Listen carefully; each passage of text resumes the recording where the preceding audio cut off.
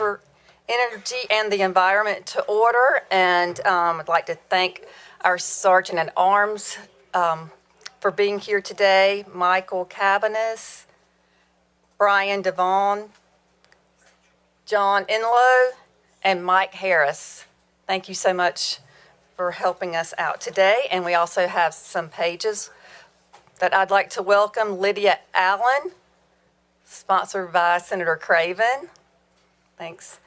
Lena Byrd, sponsored by Senator Hunt. Walker Coley, he's sponsored by Senator Craven also. Emerson Eulis, sponsored by Senator Galey. Elizabeth Griffin, sponsored by Senator Smith. And Lauren Parsons by Senator Sanderson. Thank you guys for being here with us today. So we have two bills on the calendar for consideration, and they're both PCS, and we will just be for discussion only today. And we will start with House Bill 130, and without objection, the PCS is before the committee, and Senator Newton will be presenting. You have the floor. Thank you so much. Members, Senate Bill, or House Bill 130, the PCS you have before you, addresses two issues.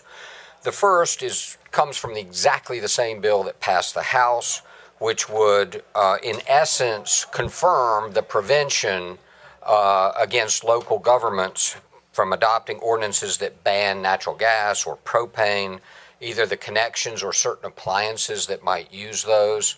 And we'll come back to that and talk about the wisdom of this particular provision.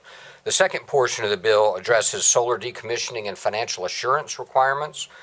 This bill from the outset was drafted in conjunction with DEQ to ensure adequate minimum decommissioning requirements are in place across North Carolina with financial assurance metrics to ensure the entity that made the decommissioning promises has the financial wherewithal to meet its obligations.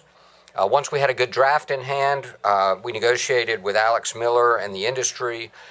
We accepted virtually all of their changes, proposed changes to the bill. And we wanted this to be a bill that doesn't hurt the solar industry, but is accepted and actually beneficial to the industry. And I think that's where we're landing on this. It also protects the environment at the time of solar decommissioning. In a prior version of the bill, we had a financial assurance requirement upon the transfer of a solar project to another entity. We have taken that out. So that's a difference from the first time I presented this bill to you. We have taken that provision out, and we can certainly talk about that more if you'd like. But the financial assurance requirement in this bill would only apply to new solar projects, projects that have been significantly expanded, or projects that have been rebuilt, or in the industry jargon, repowered. This bill provides numerous avenues for no-cost or low-cost ways to assure financial assurance is met by the owner prior to the construction of a project. And what we're trying to do here is just ensure protection for the landowners and the environment without unduly burdening the solar industry. And we think we hit a good balance in this bill. So I'm happy to walk through each provision, each section of this bill, or I can stop now and answer any questions you might have. I know of no opposition to the second portion of this bill. I hear through the grapevine there's little opposition to the first portion of the bill. Thank you, Senator Newton. Are there questions from the committee for Senator Newton?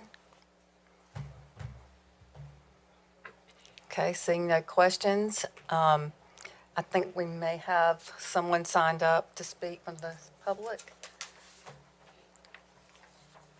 Alex Miller, if you would come and state your name and who you're representing, and please limit your comments to 2 minutes so we can go to the next lengthy bill.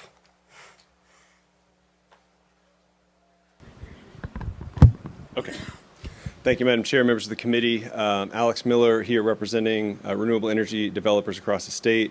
Senator Newton is right. We've negotiated this bill. It is a consensus bill at this point.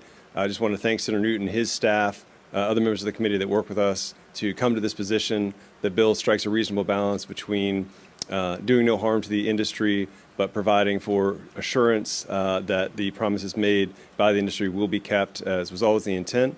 And I appreciate the committee's time. Thank you. Thank you.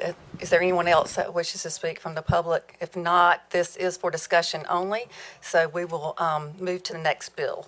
Thank you. Thank you, Senator Newton.